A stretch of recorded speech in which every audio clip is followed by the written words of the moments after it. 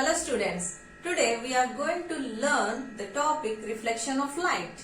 Yes children, see how do we perceive the things around us. So we use our sense organs to perceive the things around us.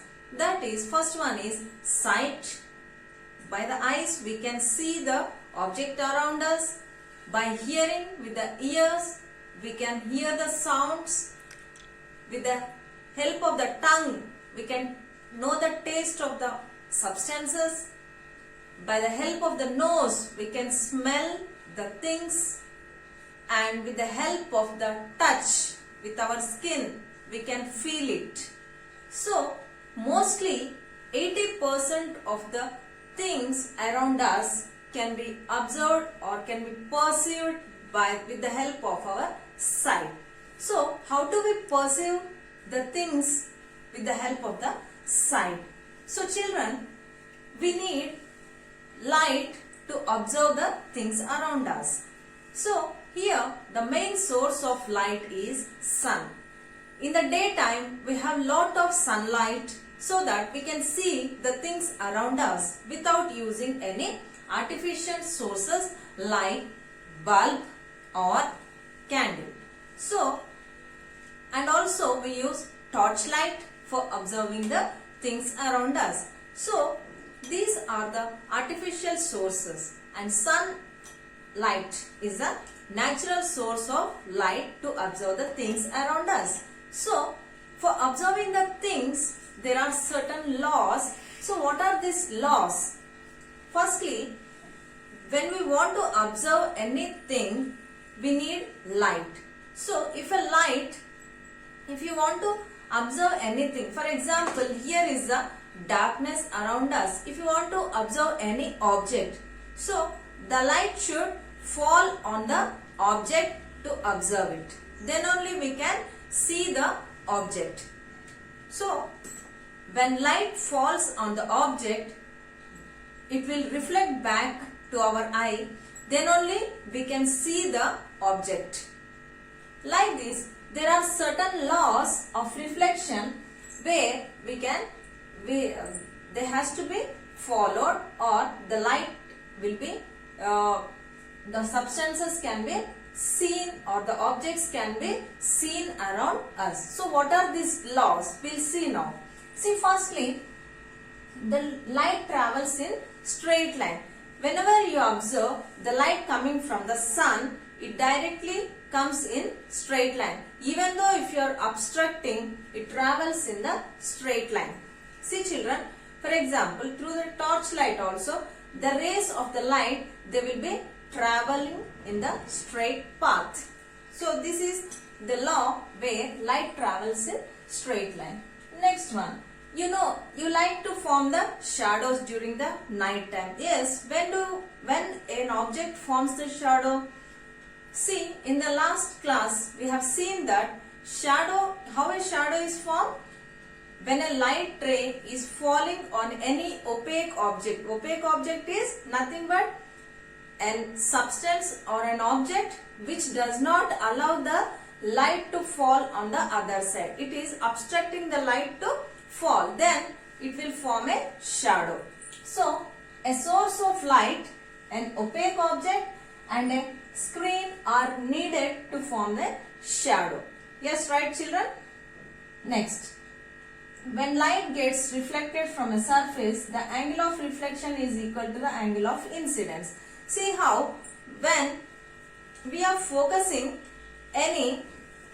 see, for example, a light is falling on the object, and this ray of light which is falling on the object is called as the incident ray, and the ray of light which is coming back to our eyes is the reflected ray. We'll perform the experiment and you will come to know about it. Next, so always the angle of incidence is equal to the angle of reflection. So this is one of the law. Next, the incident ray, the normal at the point of incidence, and the reflected ray all lie in the same plane. See, here we'll see draw a surface where here is an object, for example. A light ray is falling on the object. Yes. So, this is the light ray which is falling on the object. This is called incident ray. Next, it will bounce back to our eye. This is called as the reflected ray. In between, the perpendicular, a perpendicular is drawn from the surface. This is the normal ray. See children, the ray which is falling on the object, the light ray which is falling on the object is called the incident ray. The ray of light which is coming back to our eye to observe that object is the reflected ray, and the perpendicular ray in between the incident and the reflected ray is the normal ray.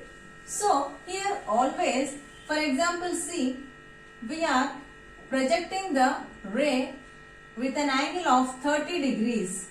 Then with the same angle, the reflected ray also will come back to our eyes. See, 30 degrees.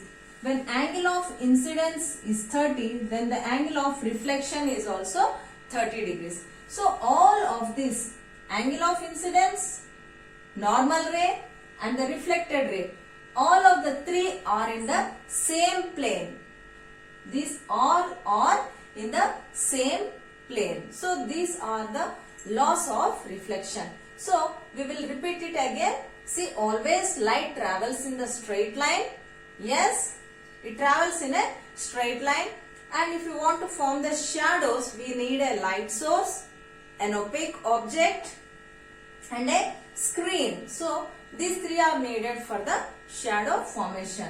Next, always when light incident ray, when a light ray is falling on any object, with the same angle it will be reflected back to our eyes so that we can see it. So angle of incidence is equal to angle of reflection. This is also called Fermat principle. Next, all these three rays, angle of incidence, normal and the reflected ray, all the three lie in the same plane. So these are the laws of reflection. Now we'll perform the activity that light travels in a straight line. See how a black paper strip has been tied onto the mirror strip. Now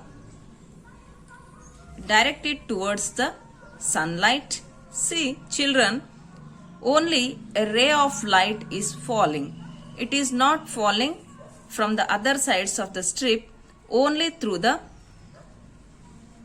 slit a ray of light is falling. So this shows that light travels in a straight line. Now see children, we have the plane mirror here, object which we want to observe and the light source. Now we'll see how the incident ray and the reflected ray we can observe. See children, the light is traveling in the straight lines. You can see over here, the light is traveling in the straight line. The path of the light is straight. Now we'll change the direction of the light source. Now you can see here the ray, two rays you can see here, angle of incidence and the angle of reflection. This is the ray where the light is falling on the object and it is reflected back. So this is the reflected ray, this is the incident ray. So this is the reflected ray which you can see in the mirror. As we are changing the angle of incidence and the angle of reflection, both are same. The angle of incidence and the angle of reflection are equal. If you are changing the angle of incidence, the angle of reflection is also changing.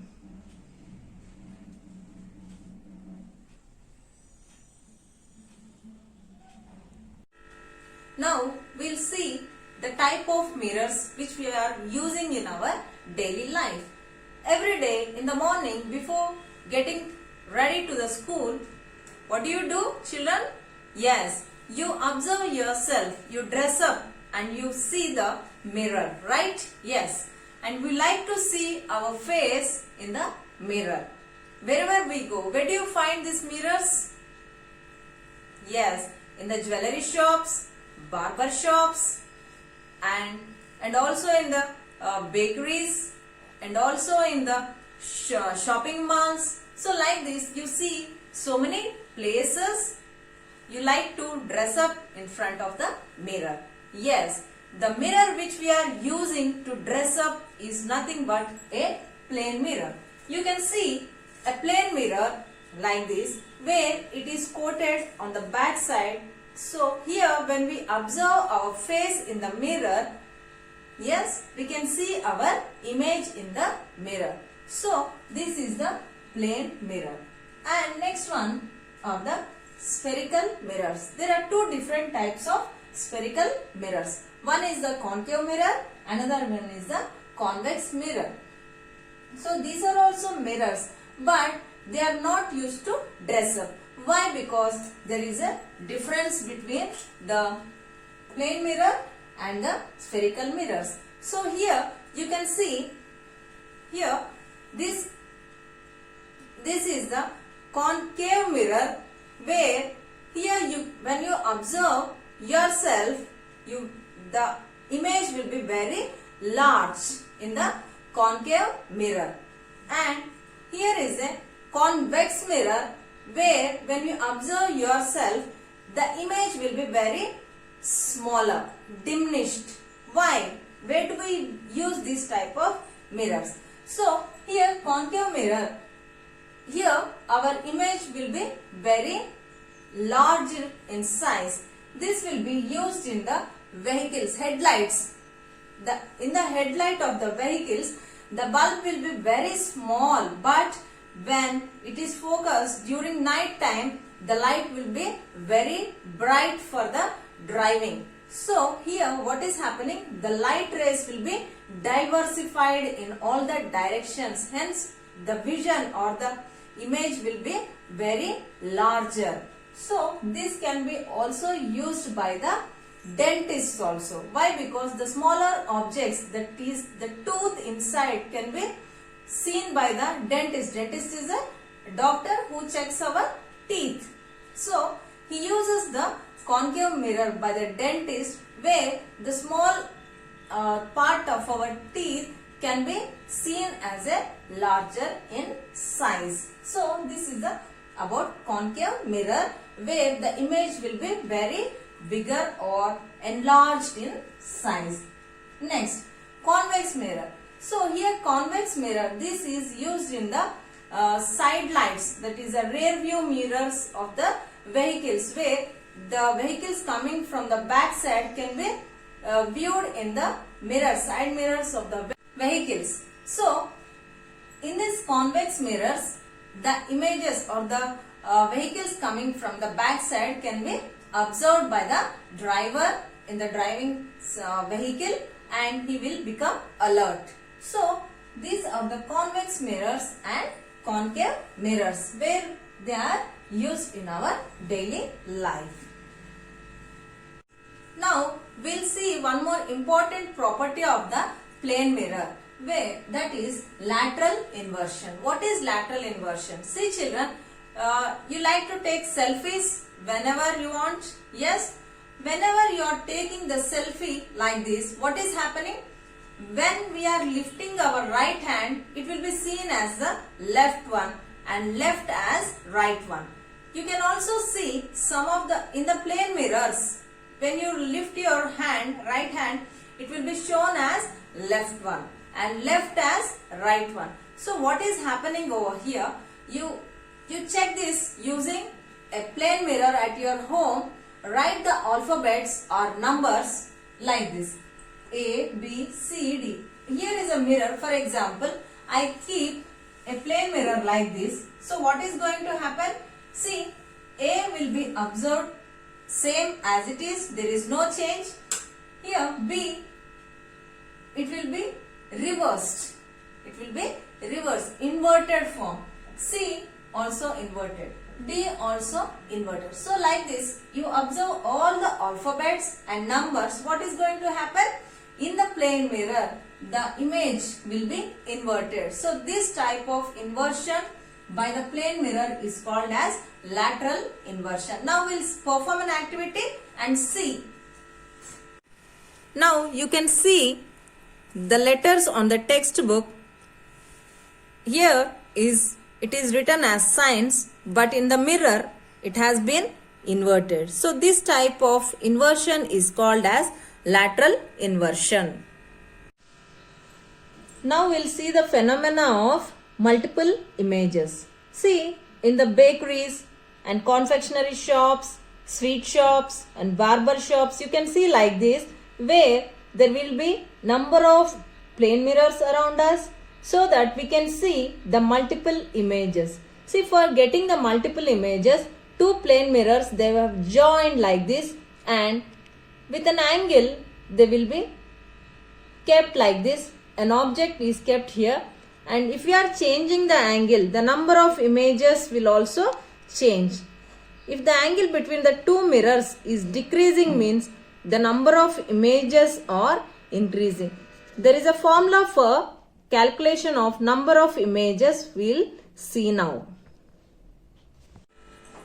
So just now we have seen the activity of formation of the multiple images. So in a plane mirror like this, we are going to get a single image. If you want more images, then two mirrors are joined together like this, and then with an angle, if you are changing the angle, the number of images are also changing. So this can be calculated by using the formula over here. See, for the number of images n, 360 by theta.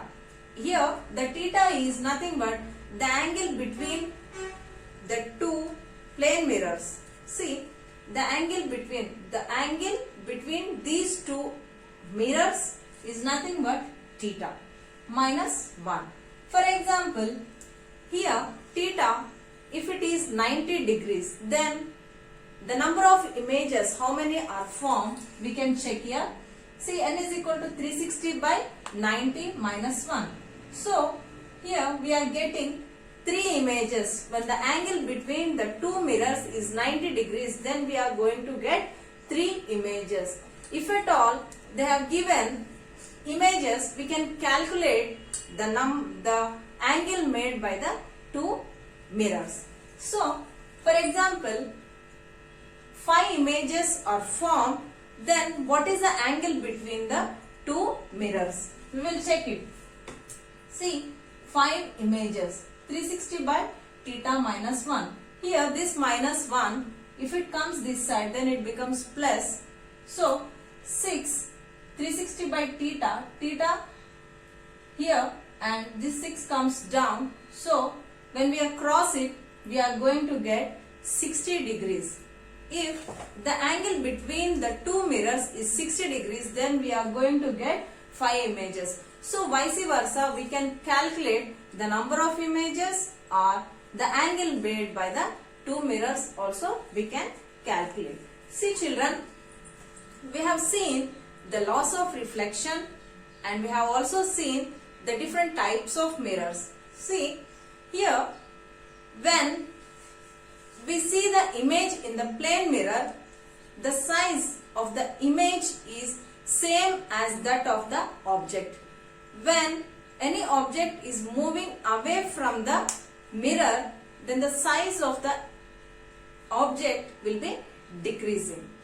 The distance is changing from the mirror, means automatically the size of that object is also decreasing. So here What are the different? Here are two images, real image and virtual image.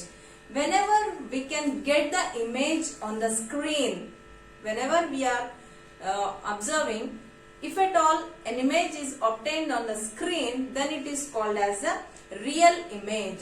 If the image is not formed on the screen, then it is called as the virtual image. See, always reflection, it may not be regular.